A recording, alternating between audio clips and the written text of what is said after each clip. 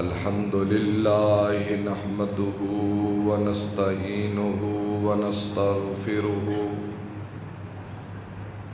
ونؤمن به ونتوكل عليه ونعوذ بالله من شرور أنفسنا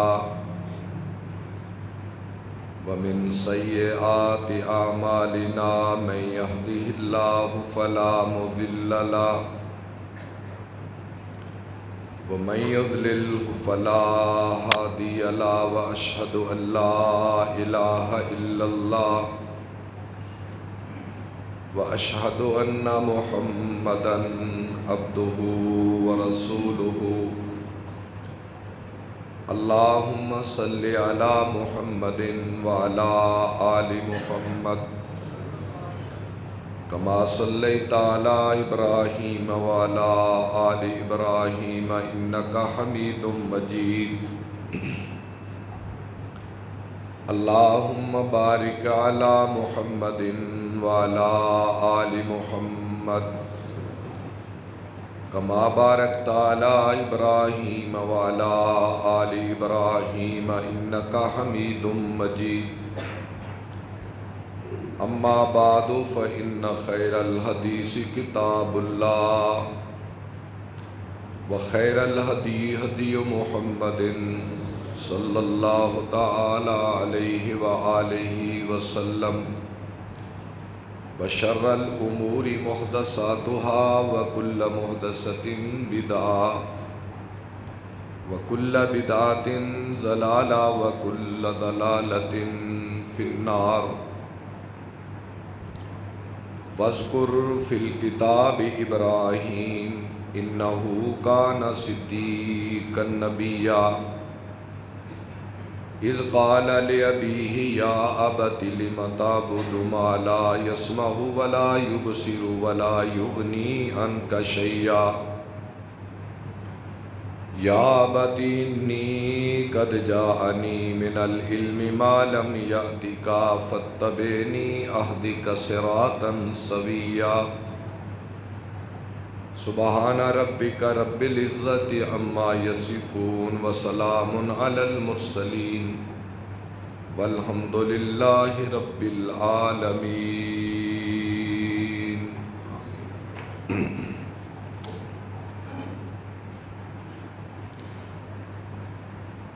تعریف ہے رب العالمین کی عالی ذات کے لیے، درود و سلام اولین و آخرین کے امام حضرت محمد صلی اللہ تعالی علیہ تحیۃ والسلام کی مبارک ذات پر. حضرات گرامی، پچھلے خطبہ جمعہ میں میں نے حضرت ابراہیم علیہ السلام کے ذکر خیر کا آغاز کیا تھا اور اسی بات کو ہی آگے بڑھانا تھا، تو میں نے سورہ مریم کی چند آیات آپ حضرات کی خدمت میں تلاوت کرنے کی سعادت حاصل کی ہے.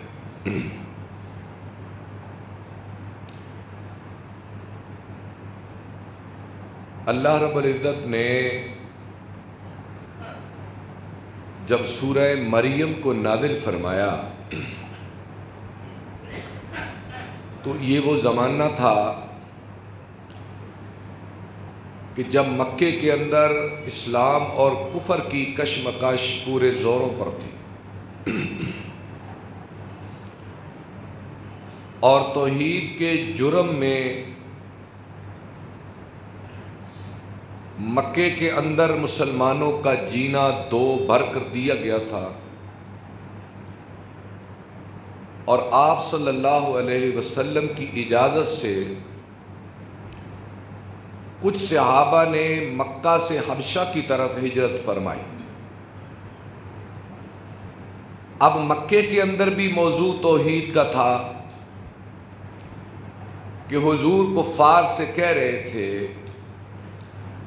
جن بتوں کی تصاویر تم نے کعبے میں لٹکائی ہوئی ہیں یا جن کے مجسمے تم نے طائف، جدہ اور مکے کے گرد و پیش لگائے ہوئے ہیں، یہ کسی کام کے نہیں.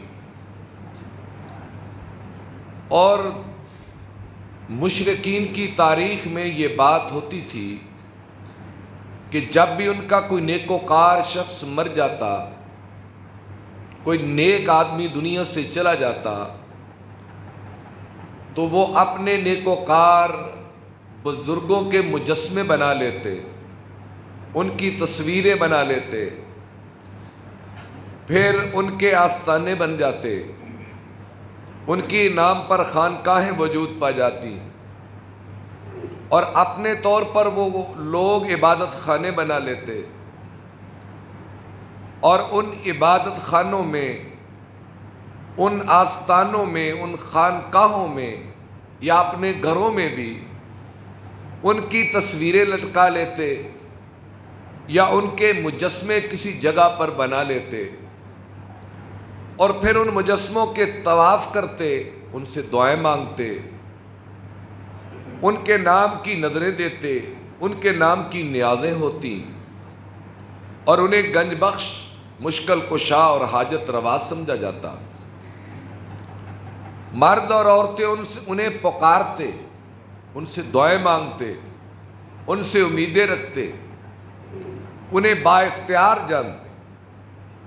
اس کا یہ مطلب نہیں ہے کہ وہ اللہ کو نہیں مانتے تھے، اللہ کو بھی مانتے تھے، اللہ کو بڑا رب اور ان کو چھوٹے رب، اور کہتے کہ اللہ کے بڑے اختیار ہیں لیکن ان کے بھی ہیں، یہ اللہ کے نائب ہیں، اللہ نے کچھ ذمہ داریاں انہیں دی ہوئی ہیں، تو یہ وہ رب الارباب ہے اور یہ چھوٹے خدا ہیں۔ یہ مشرکوں کی تاریخ میں یہ عقیدہ مشترک رہا ہے ہمیشہ سے۔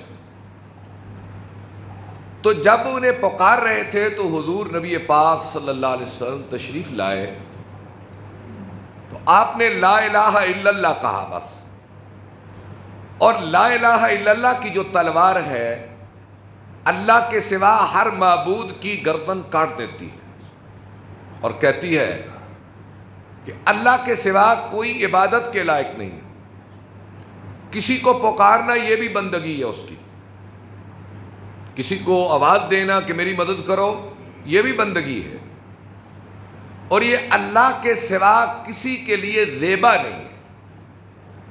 اور لا الہ الا اللہ سے مکے والوں کو بڑی تکلیف ہوئی کہ اس جملے کا تو خود بخود مطلب ہے کہ یہ کعبے کے اندر 360 اور گرد و پیش کے بت ملا کر یہ کسی کام کے نہیں ہے، اور یہ عجب عقیدہ ہے محمد عربی کا صلی اللہ علیہ وسلم، ہمیں یہ گوارا نہیں ہے، ہم اس پر کوئی مصالحت نہیں کر سکتے، کوئی مداہنت نہیں کر سکتے۔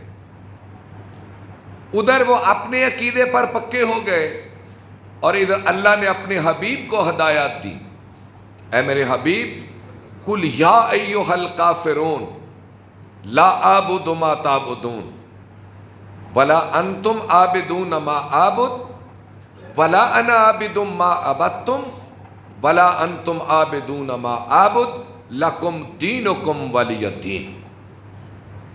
کہ اے میرے حبیب اگر یہ اپنے عقیدے پہ اڑ گئے ہیں اور پکے ہو گئے ہیں اور اپنے خداؤں کو بچانے کے لیے ایڑی چوٹی کا زور لگا رہے ہیں، انہوں نے رشتہ داریاں توڑ دی ہیں، تعلق حسب نسب کا توڑ دیا ہے، تو یہ تو ان کی محبت ہے اپنے بتوں کے ساتھ اور اس کے لیے ہر قربانی دینے کے لیے تیار ہیں، تو اے میرے حبیب تو تو میرا نمائندہ ہے، تو تو میرا رسول ہے، تو تو میرا ترجمان ہے، میں بھی تمہیں ہدایت دیتا ہوں کہ میرے نام پر تو نے بھی کسی سے مصالحت نہیں کرنی۔ ان کو کہہ دو اے کافرو لا اعبد ما تعبدون، جنہیں تم پکارتے ہو محمد عربی انہیں کبھی پکار نہیں سکتا، اور کوئی شرط منظور نہیں کروں گا میں، تمہیں تمہارا دین مبارک ہو، مجھے میرا دین مبارک ہو۔ اب حضور اس پہ پہلے دن سے ہی ڈٹے ہوئے تھے، اب حالات یہ بنے کہ مکے میں بھی یہی حالات تھے توحید اور شرک کی جنگ، حق اور باطل کی کشمکش۔ اب یہ حبشہ کی طرف جا رہے ہیں مسلمان، اور وہاں بھی عیسائیت ہے، اور عیسائیت کے اندر بھی شرک موجود تھا کہ وہ ابن مریم کو اللہ کا بیٹا، مریم کو معاذ اللہ اللہ کی بیوی کہتے تھے۔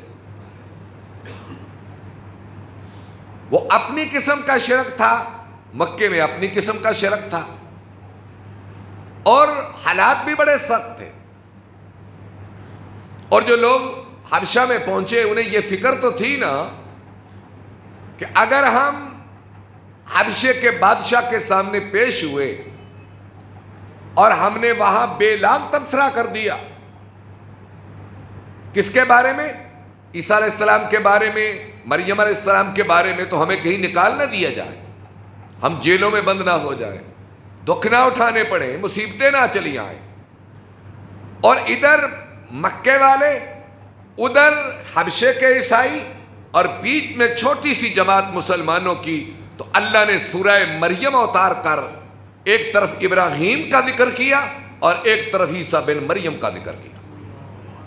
یہ دو واقعات یہاں اللہ اپنے حبیب کو سنا رہا ہے، اور بتا کیا رہا ہے کہ اے حبشے کے مہاجروں، یاد رکھنا جو شخص بھی میری توحید کا علمبردار ہوا، میری ذات کا ترجمان بنا، میری وحدانیت کا جھنڈا اس نے اس کا پھریرا اٹھایا، میں خدا اسے کبھی ضائع نہیں کرتا۔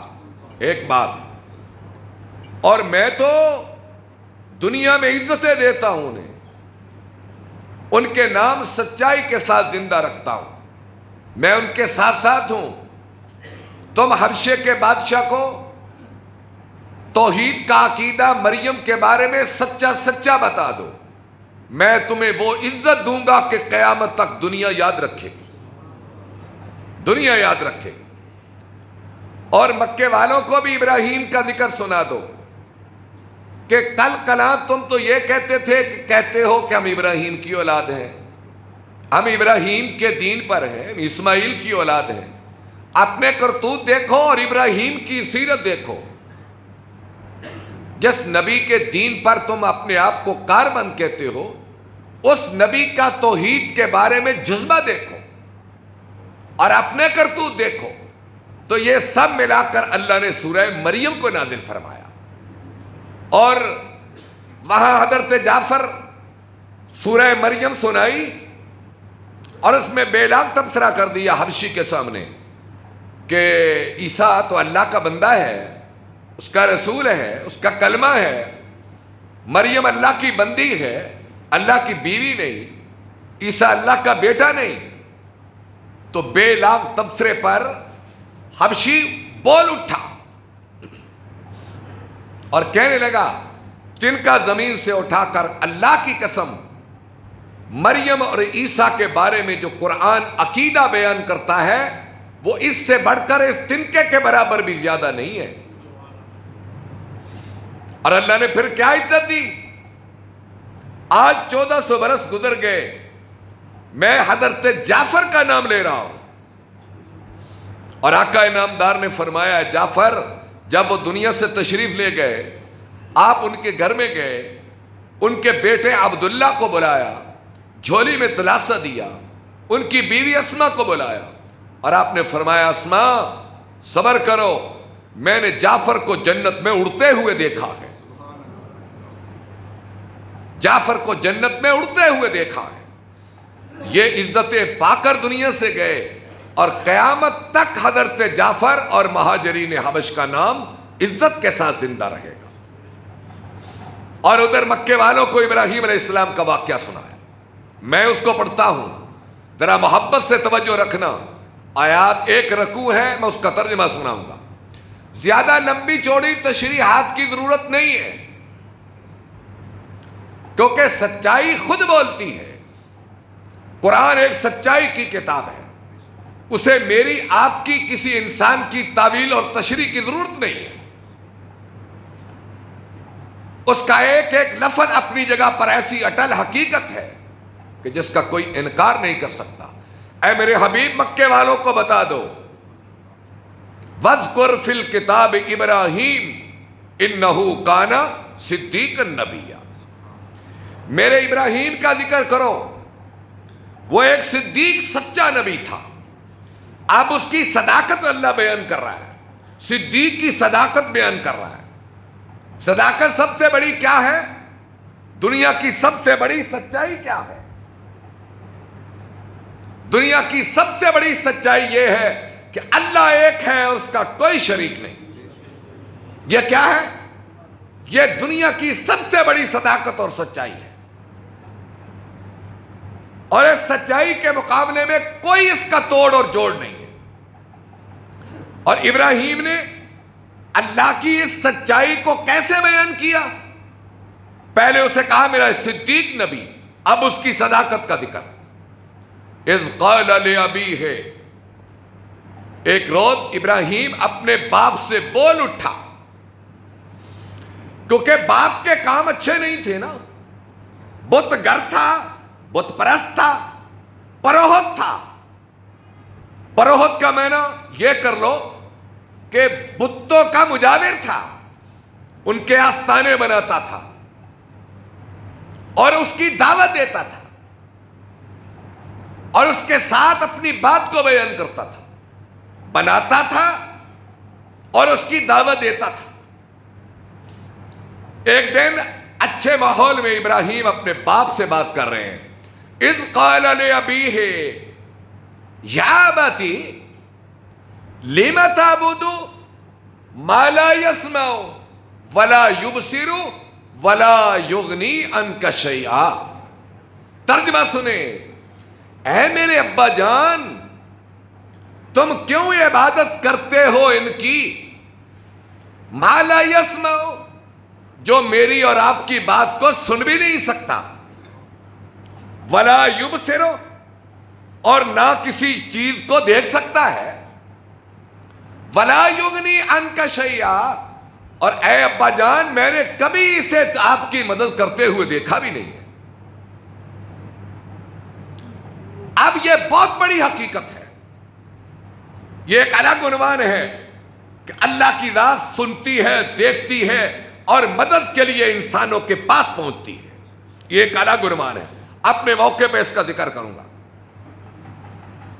تو باپ نے لم تعبد ما لا يسمع ولا يبصر ولا يغنی عنک شیئا یا ابتی انی قد جاءنی من العلم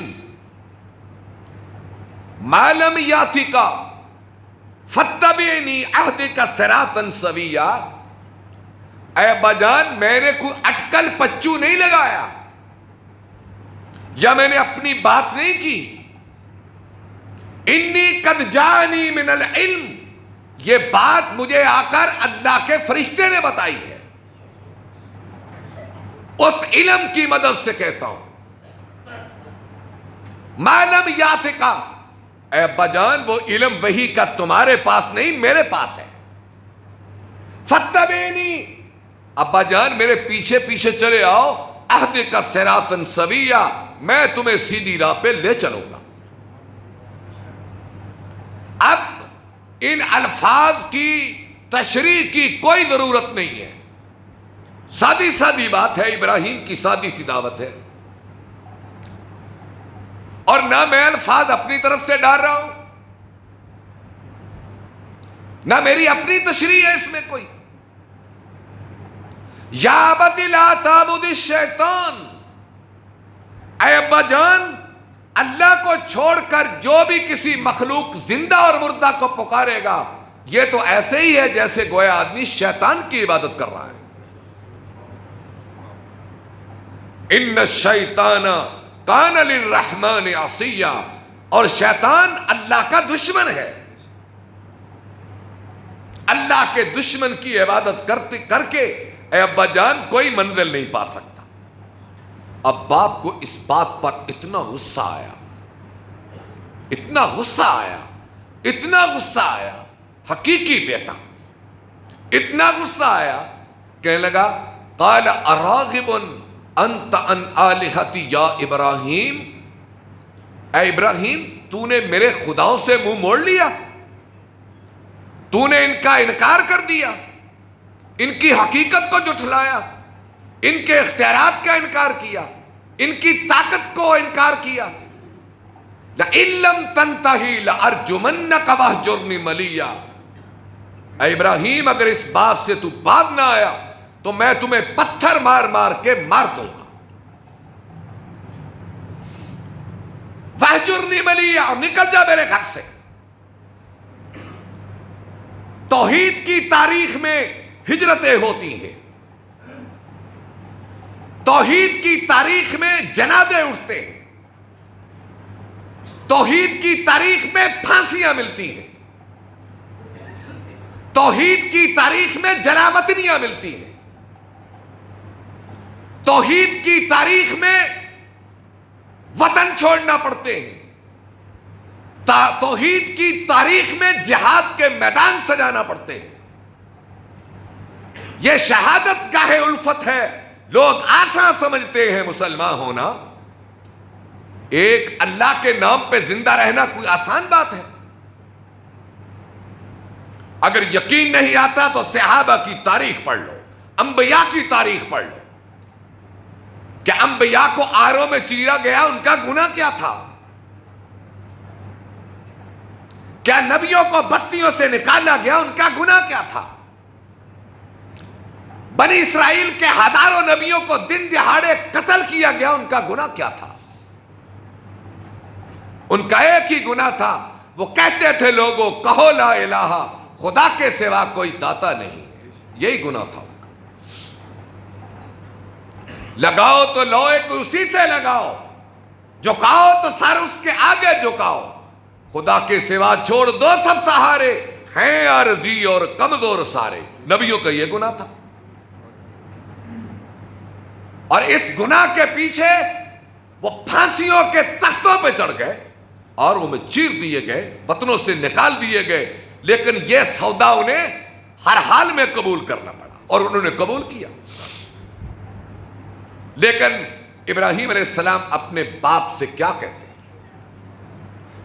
یہ نہیں کہا اچھا نکالنا ہے تو نکال دو، جو کرنا ہے تو کر لو، نہیں، نبی تھے، کہنے لگے قال سلام علیک، اے ابا جان تم پہ خدا کی سلامتی ہو، سأستغفر لک ربی، میں تیرے گھر سے نکل کر بھی تیرے لیے اپنے پروردگار سے بخشش کی دعا کروں، انہو کان بی حفیہ، میرا رب مجھ پہ بڑا مہربان ہے، میرا رب مجھ پہ بڑا مہربان ہے۔ وَآتَدِلُكُمْ وَمَا تَدْعُونَ مِن دُونِ اللَّهِ، اے ابا جان اور میری قوم سن لو، جن کو تم دن دہاڑے اور رات کے تاریکیوں میں پکارتے ہو، میں ان سے برات اختیار کرتا ہوں، میرا ان سے کوئی تعلق نہیں۔ وَأَدْعُو رَبِّي عَسَىٰ أَلَّا أَكُونَ بِدُعَاءِ رَبِّي شَقِيًّا، میں تو ایک اللہ کو پکاروں گا، اور میں نے جب بھی ایک اللہ کو پکارا ہے تو میری مرادیں پوری ہوئی ہیں،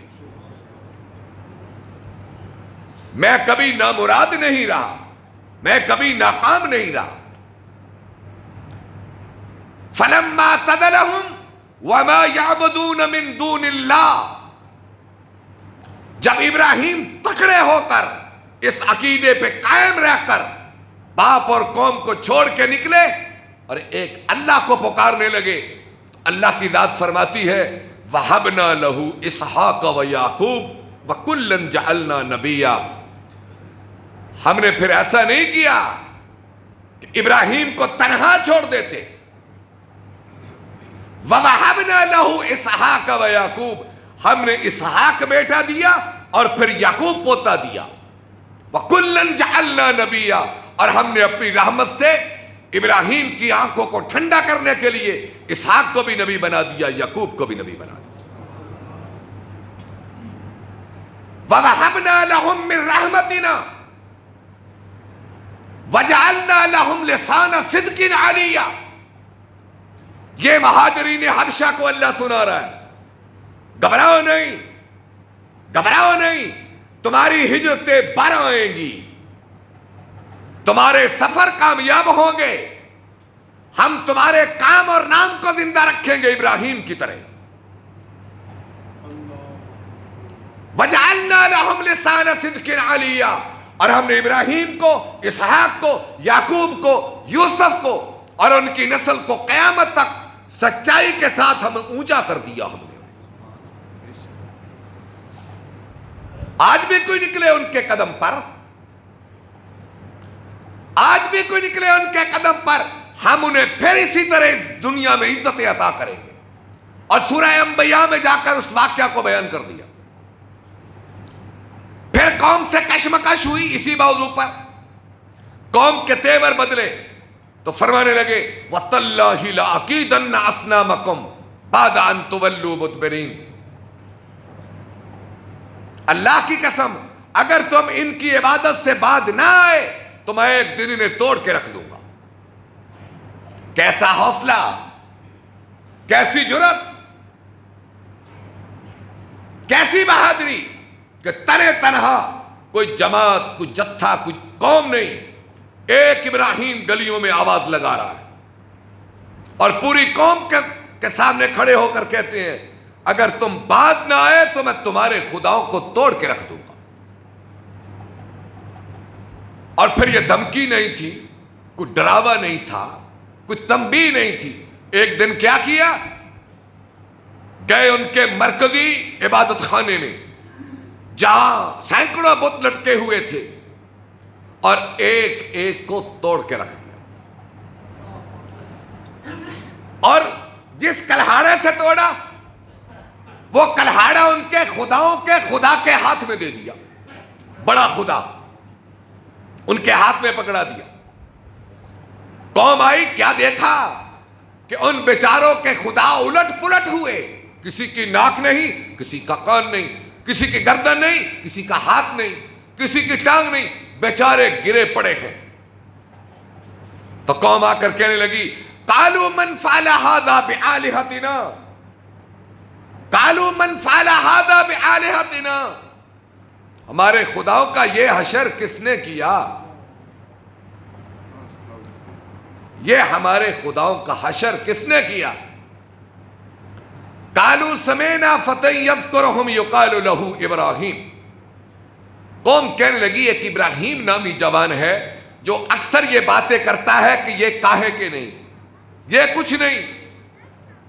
قالوا فاتوا به على اعين الناس لعلهم يشهدون، ابراہیم کو اٹھا کر لاؤ، آج ان سے حساب لیا جائے گا کہ تیری مجال کہ تو ہمارے خداؤں کو توڑ کے رکھ دے. ابراہیم علیہ السلام کو لایا گیا. قالوا کہنے لگے انت فعلت هذا بآلهتنا یا ابراہیم، اے ابراہیم یہ حشر تو نے ہمارے خداؤں کا تو نے کیا ہے.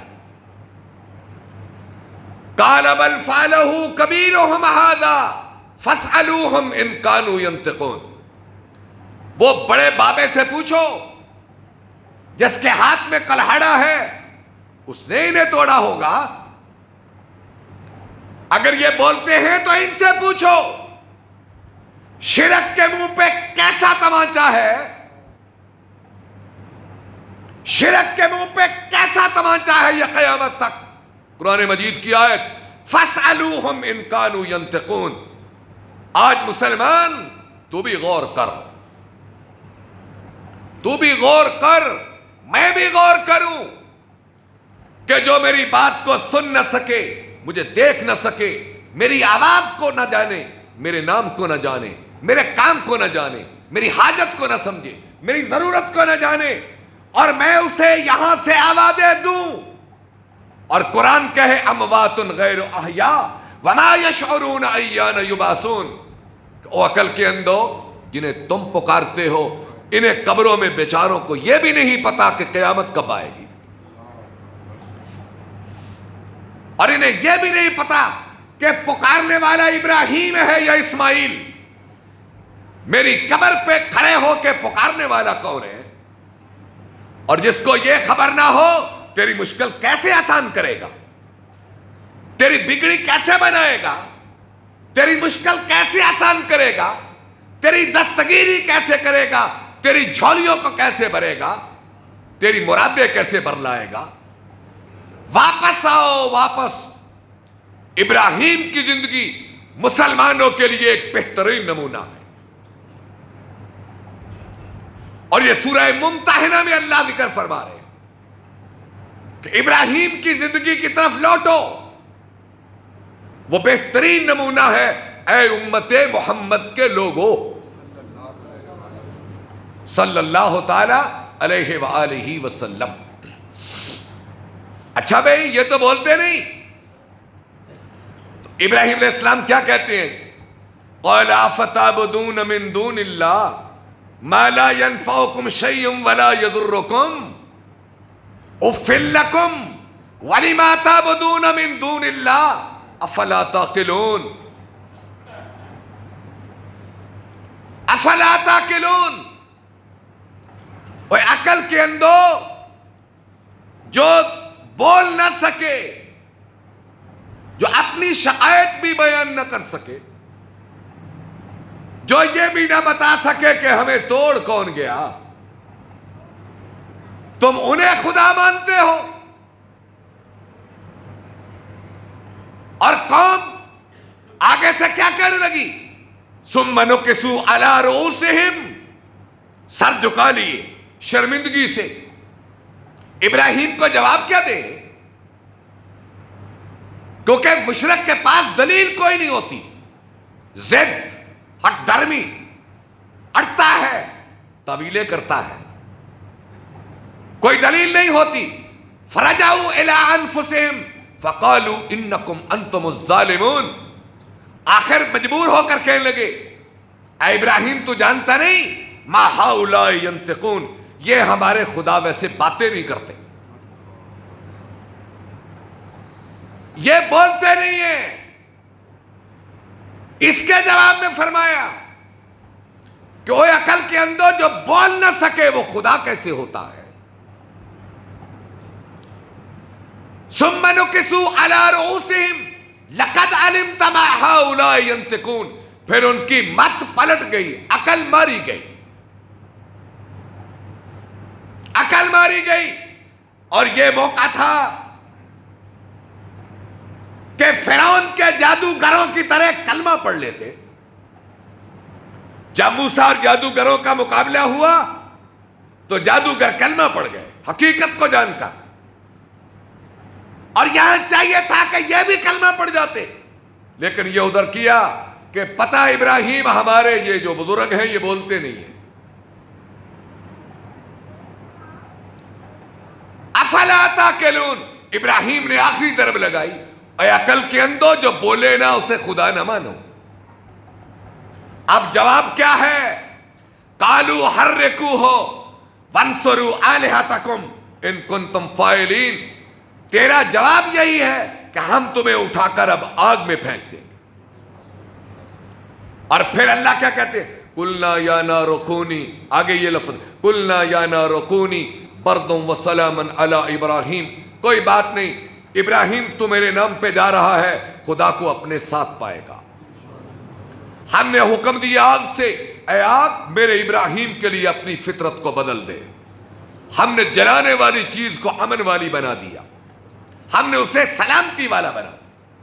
یہ واقعہ سنانے کا مطلب یہ تھا مہاجرین کو اور قریش کے مشرکوں کو کہ او قریش کے مشرکوں، جس دین پر تم ہو اپنے باپ ابراہیم کا کام دیکھو، وہ تو انہیں توڑتا تھا، تم انہیں سنبھالتے ہو، وہ کہتا تھا یہ کسی کام کے نہیں، تم کہتے ہو یہ کرنے والے۔ اور مہاجرین سے کہا فکر نہ کرو، ایک زمانہ آئے گا اس کام پہ لگے رہو، توحید کا جھنڈا اٹھائے رکھو، اس کے لیے ہجرتیں کرو، مارے کھاؤ، شہادتیں، خون بہاؤ، گردنیں کٹاؤ، وطن چھوڑو، مال لگاؤ، محنتیں کرو، مشقتیں اٹھاؤ، غم اٹھاؤ۔ ایک زمانہ آئے گا دنیا دیکھے گی کہ اللہ صحابہ محمد کو عزت کیا دیتا ہے، اور اللہ نے صحابہ محمد کو کیا عزت دی؟ وَكُلًّا وَعَدَ اللَّهُ الْحُسْنَى، اے میرے حبیب تیرے تمام صحابہ سے تیرے خدا نے سچے وعدے کر لیے، سب سے سچے وعدے، کیونکہ یہ توحید کے علمبردار تھے۔ اللہ سے دعا ہے رب العالمین ابراہیم کے اسوہ پہ چلنے کی ہر مسلمان کو توفیق عطا فرمائے۔ وآخر دعوانا الحمد